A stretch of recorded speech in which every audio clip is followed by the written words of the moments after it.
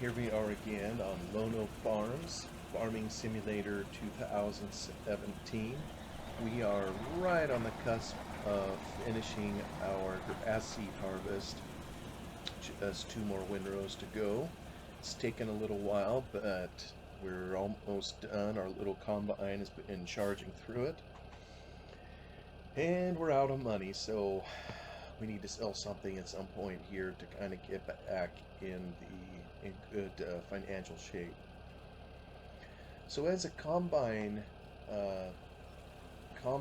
here kind of draws to a close, I was thinking of some additional stories or reminiscences from time combining in the field, if you will, just to share those stories here. Kind of what I've been trying to do with the Lone Oak series. Thank you for clicking on this to watch it and give it a listen. But in terms of more memories combining, one of the things that I thought of that probably would be every farmer's one of their worst nightmares, anybody that has anything to do with combining, is a fire. And, to see a machine anymore that costs, near $500,000, to see it go up in smoke, that isn't a pretty sight.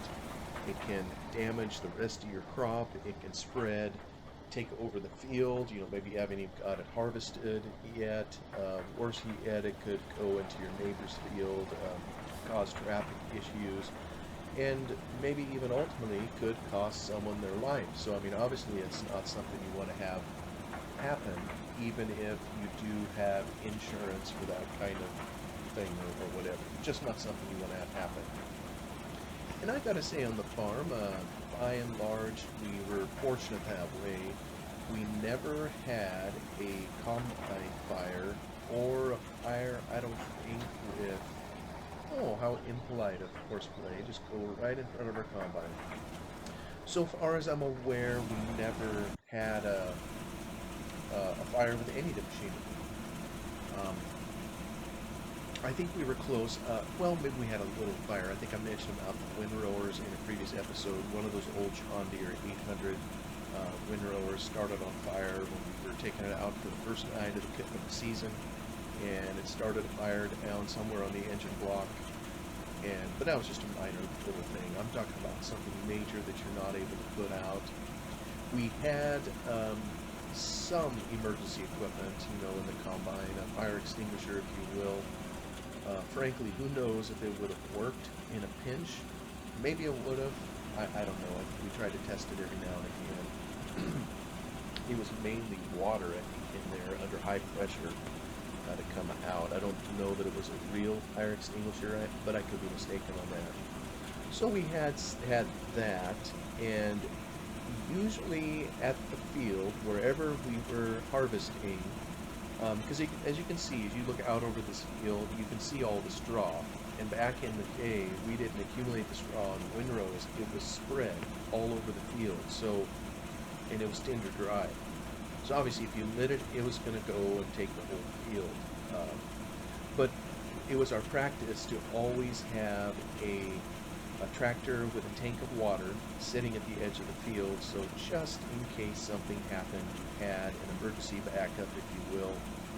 The fire department being in town, you could call them, and there was a time or two they were called, but they had a distance to come, and they might be unfamiliar with the roads to get to the particular field where you were, so you couldn't always just rely on that, so we had to take some precautionary measures ourselves, in the field. So, but there was one time it was very close to having a fire, and I might have related it in another video. Maybe it's on one of my other series.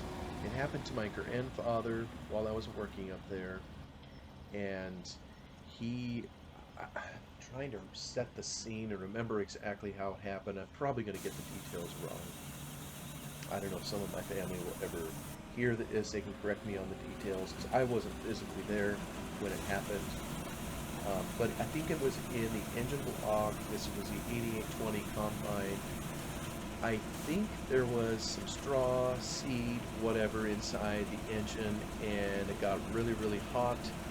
Maybe it was rubbing on something that was moving, and the friction started a small fire smoldering, and what it did is it burned under a hydraulic hose. I don't think it burned all the way through it. If it had, with all that hot oil coming through the air, we would have really had a problem. But it was enough that smoke flew. Oh, look at this. We're done. Done with harvest. Done with stories. No, I'm just kidding. We'll take him over here and get him offloaded and back to the... Oh, alright. I guess he's coming to offload me. And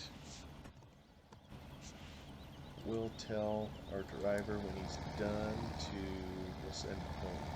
I think that means he'll go unload. So anyway, Grandpa has this fire that somehow starts in his engine block. It was an 8820. Anybody that's ever seen an 8820, you know the cab is sitting kind of on the left side of the machine. It's somewhat off center with the combine. That's just kind of how they were designed. I got something here to remove all my HUDs.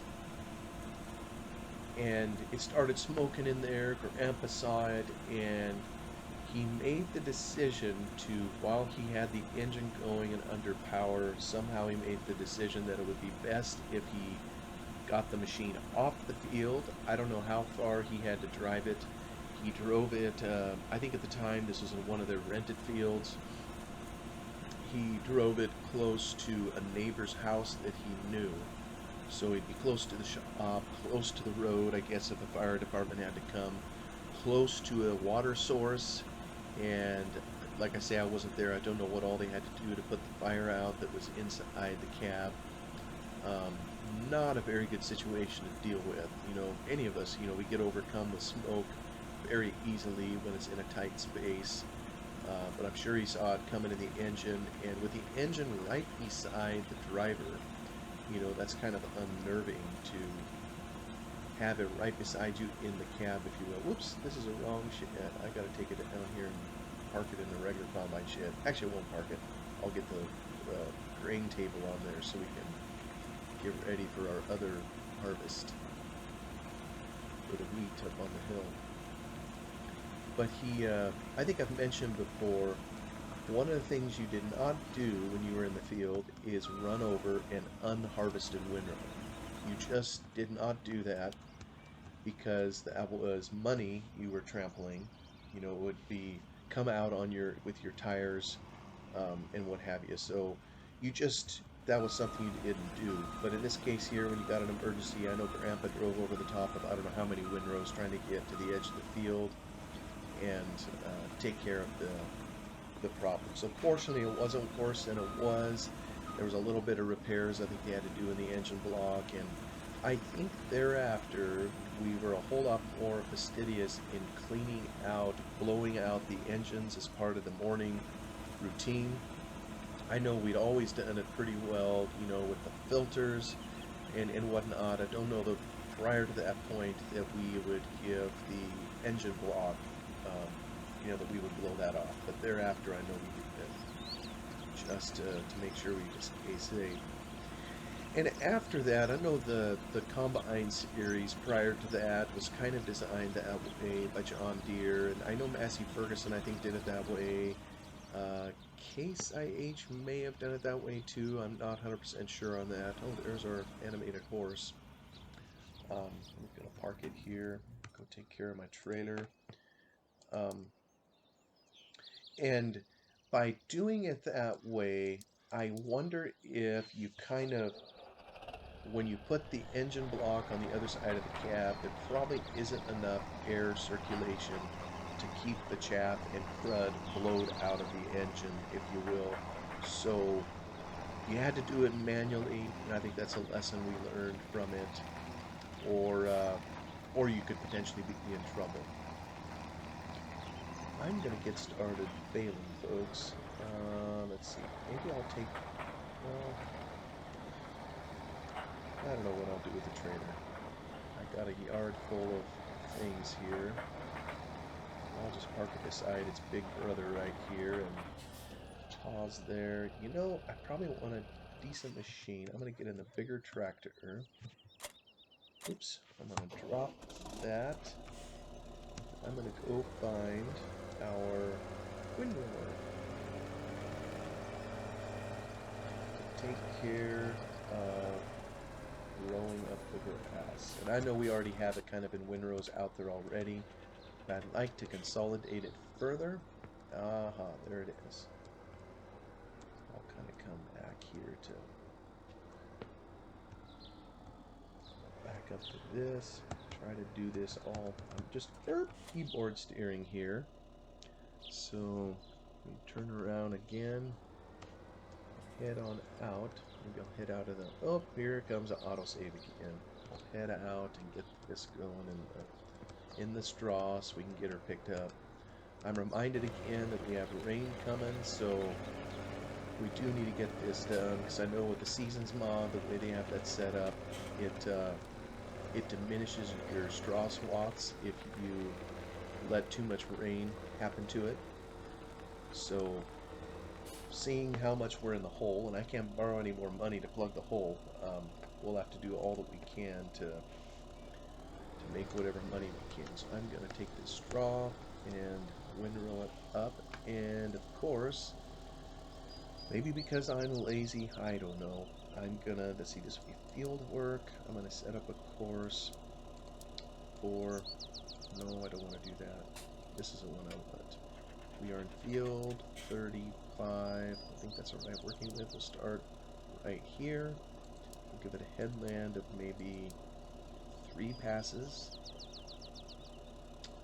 And let's generate.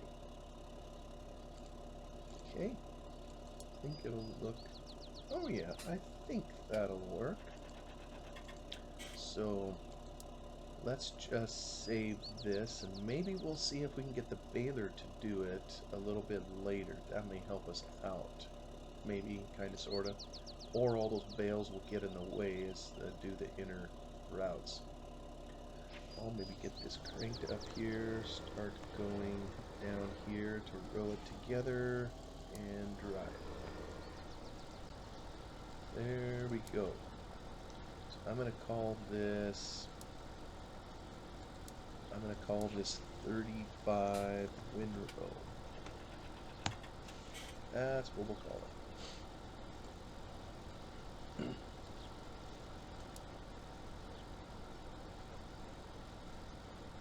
So like I say, fortunately nothing bad happened in that incident with the combine. More likely what kinds of things would happen would be just more annoyances or operator inattention. Various little things would happen. You know, I know one thing I did one time, kind of a mistake. It was the opening round of the field, and there's all kinds of things you got to be careful for on the outer round when you're opening it up. You're right next to a lot of other obstacles. You know, there could be fences, there could be trees. I know sometimes in the fall or other times as time was available, one of the tasks you could do on the farm was take care of trees around the edges of fields, trim them up so you had room for your machinery. I know you had to be careful with the combines, taking them around the edge of the field to make sure your unloading auger wasn't sticking out or first thing getting bent around a tree or that kind of thing. Well, those things happen, but unfortunately I never did that particular blooper. But the one blooper I did do in a combine one time, I think it was the Hillside 6602 John Deere combine, and that the field just doesn't fit on this particular map. It's over west of the farm, west and a little south, if you will. So an 80-acre field, kind of shaped in an angle shape, and kind of out in the middle of it. It was coming up against the neighbor's property where I was harvesting, and the O2 combine they used a wheat header for it, and on top of the wheat header they took the reel off, they took the sickle out, so those parts weren't active, but they overlaid it with, you know, a belt pickup, you know, kind of like we've used, like you just saw the combine that I used a little bit ago in here. So it still worked just kind of like a regular pickup header, but it was kind of modified. It's one of those modifications farmers know how to do. They dig out the welder and they modify their equipment to suit their needs, and a lot of times that can be cheaper than paying for a brand new header that is set up, kind of a short header, if you will. I know some farmers who are pretty handy at working with metal. They just made their own header, uh, like by taking an old wheat header and cutting it, with a torch, cutting it down to size, and then putting a belt pickup on it. But this one here was still, it was, you could swap you could put a sickle back in it, you could put the reel back on, you could take the grass pickup belt out, and you could be back harvesting wheat if you wanted. And they periodically would do this, although it was kind of a pain in the neck to do so. But anyway, I guess the point I'm making is it was a wider header than normal for grass seed, so you had to be a little bit more watchful. And I guess I wasn't being watchful, so I was coming up through the middle of this field, and there was an old fence kind of off to the left, and I don't think I noticed or thought anything of it until, it's one of those woven wire fences, rusted up woven wire, and it was wooden posts. Half of the posts seemed like they were knocked down. It was a really old fence. It wasn't even used anymore to hold animals back, in a pen or anything. It basically wasn't used. It was just an old fence that happened to be sitting there that, had long since not been maintained, but was along the edge of the field. Well, what I didn't realize is coming up along the edge of this field, the edge of the header, this big old wheat header, grabbed, and I think it was down by the sickle bar, somehow grabbed part of the woven wire fence, and the combine was powerful enough, it just kind of dragged it along. Well, anybody that knows anything about woven wire fence, it's like when you drag it or grab a piece of it, you're going to pull the whole fence along with it. So I don't know how far I went, but I think what got my attention finally is there was a steeple or a staple or something they used to pound the woven wire into the old wood fence post. I think one of them flew off of the fence post and hit the cab. And it kind of went, tink or something against the cab. It's like, what the world was that? Well, then when I looked out there and I could see the fence was kind of being dragged along. I don't think it went too far. I imagine at some point it would have bogged the combine down a little bit because that would have been a lot to pull. But kind of embarrassing.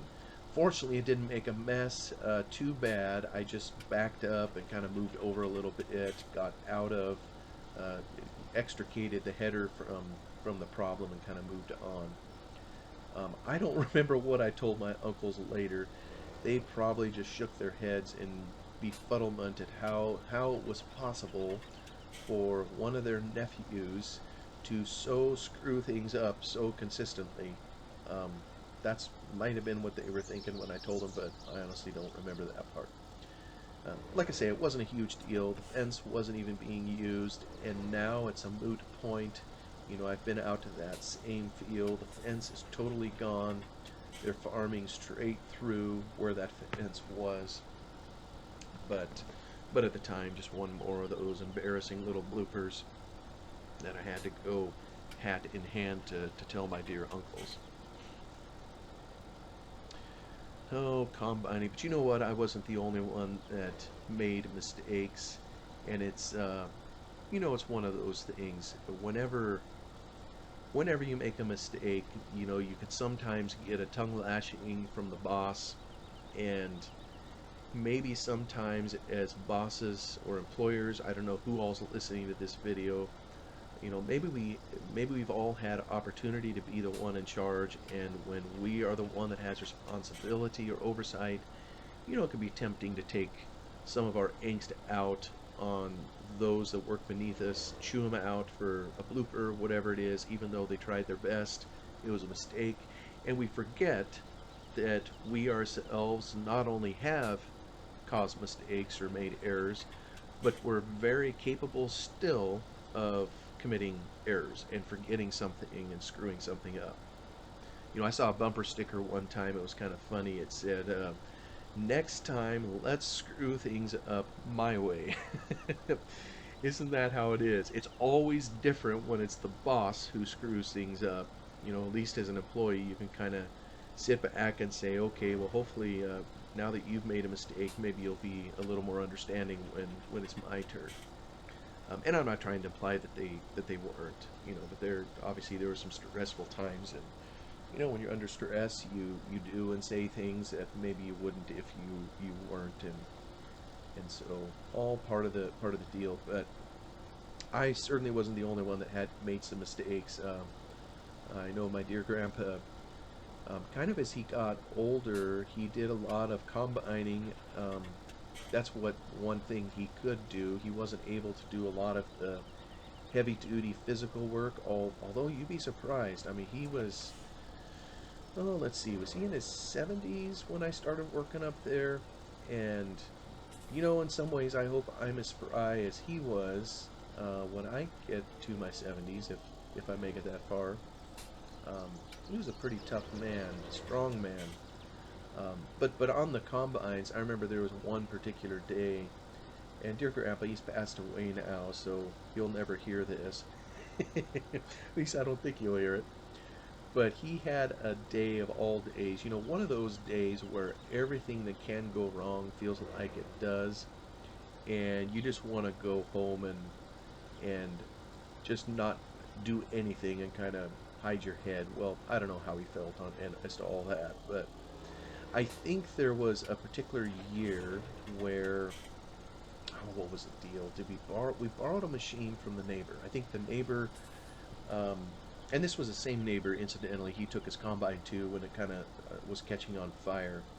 Then that particular neighbor had a couple combines, but he didn't have a really large farm. He didn't do it full time. But when he was combining, he wanted to get it done and over with. So he had a couple machines. So he was done with his harvest. I think we borrowed one for some reason. It was what was it? A John Deere 7700. It was an old machine, to be sure. Um, well, and what was the deal? This is going through my mind. I almost think someone else was running that for a while before Grandpa did. But there was one of the fields, Grandpa, like I've mentioned before, he would drive the 8820, and the 8820 auger, unloading auger, sits really high. It's up at the top of the machine, and it's kind of parallel with the machine, if you will. It sits up there and swivels around, and well, I mean, I don't care where you're at or what kind of unloading auger it is. We need to pay attention as to where the end of it is at any given time. And I think opening up a field, just like I did a blooper in the field, opening it up with a fence, well, Grandpa tangled with a telephone pole, and I think it hit the unloading auger and basically sheared off all the bolts that allowed the machine to turn it. So it basically was just kind of free swinging, sitting there. So maybe it was after that happened, and he needed a different machine to operate. And I think we happened to have the neighbor's machine there, John Deere 7700. But now the 7700, it was a similar style in its engineering to like what I've described with the 6600 side hill, the 6602 hillside. Um, those unloading augers on those combines, you didn't just swing them out as you came up to a truck or when you were ready to offload, and then after you were done offloading, tuck them back into the combine. No, in the old style, I mean, these kind of rows, the end of the auger came from the bottom of the clean seed tank, in the combine, and it stood out from the combine at an angle. And there was a ratchet or something, I'm not sure what terminology you put to it, where you locked the thing in place. So while you were combining it out in the field, it was always out. Maybe the opening round, or occasionally if you were going to open a new section of the field and there were obstacles, or you were near the edge of the field, you would begrudgingly get out of the cab and ratchet the thing down, swing it in. It could be done. It just was inconvenient. Not quite like the 8820, where from the cab you could easily move it wherever you wanted it to go at any time. Well, so Grandpa, that's what he was used to in the 8820, and the auger sat up high. So Grandpa then takes over this 7700, and the unloading auger, like I said, came up at an angle. Well, one time when he was pulling into a truck, he was a little bit too close to the truck. And in the 8820, it wouldn't have been any problem because the auger would have sat high and it wouldn't have, interfered with the truck at all. But on those older machines, if you were too close to the truck, the auger just kind of sticking out there at an angle. Um, well, suffice it to say, he hit the truck with the auger, and I think it bent it back. May have even dented in the tin. I don't recall all that. So, and they always had the philosophy, if you borrow something from a neighbor and you break it, well, then it's our responsibility to fix it. So it had to get fixed up. But I think that all happened on the same day. And I think at some point, maybe the bolts were replaced on the 8820, and so he may have got back into it only to have something malfunction. I say malfunction. I don't know what he got into. This time it was in the header, maybe the feeder housing chain. Something went bonkers in there, and I think that particular day, Grandpa just decided to quit early rather than push his luck. But yeah, I wasn't the only one that made mistakes. Shoot, you could have several videos alone, probably going over all the bloopers, that we do on the farm as part of our learning process, if you will. Just takes so much time, and hopefully you don't hurt yourself as you're learning, and hopefully you don't cost the boss too much and lost productivity or harm to the machines by doing it. Just one of those things. I think I've maybe talked about plugging the combine a time or two. Usually it would happen in the header, and you wanted to catch it quick, so you didn't have a bale of hay to, to get to undo down there. I mean, the more material you took in when you were plugged, the worse it was to pull straw and try to clean it up out of there. And when you're combining, it's kind of a drone of the machine. I'm not saying you fall asleep, but your alertness can go down. You can kind of be lulled to sleep almost, so to speak, while you're working there. So when something happens, usually you'll hear a loud ratcheting type sound, and it's like, oh my goodness, what is plugged? And I remember riding one time with Grandpa when it happened. He took in a wad, and the machine couldn't handle it. And so you heard the ratcheting noise, but he was still driving, and it's kind of like we were saying, you're a windmill inside the cab, and that's kind of what he was. It's like, what does he hit to turn it off? And I remember even reaching across him and just pounding the button, the electric clutch that turned the header off, at least to get it to quit doing that. So just one of those things, and every now and again you'd plug and have to go pull some straw. And this is one thing where technology has helped over time. The 8820, I think that had it.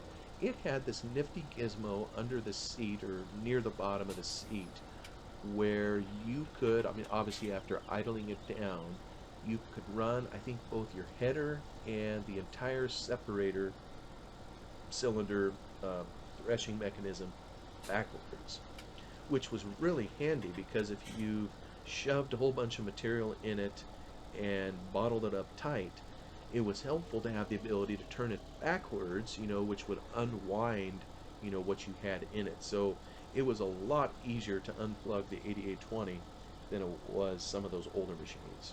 And like I say, you kind of had a bale of hay in there to deal with in unplugging those.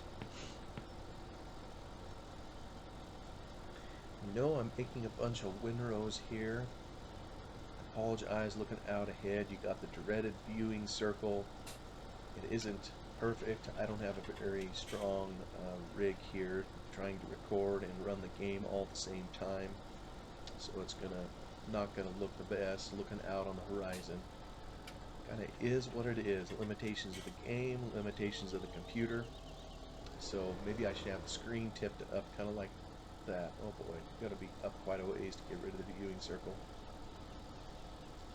Yeah, don't know. Just one of those things.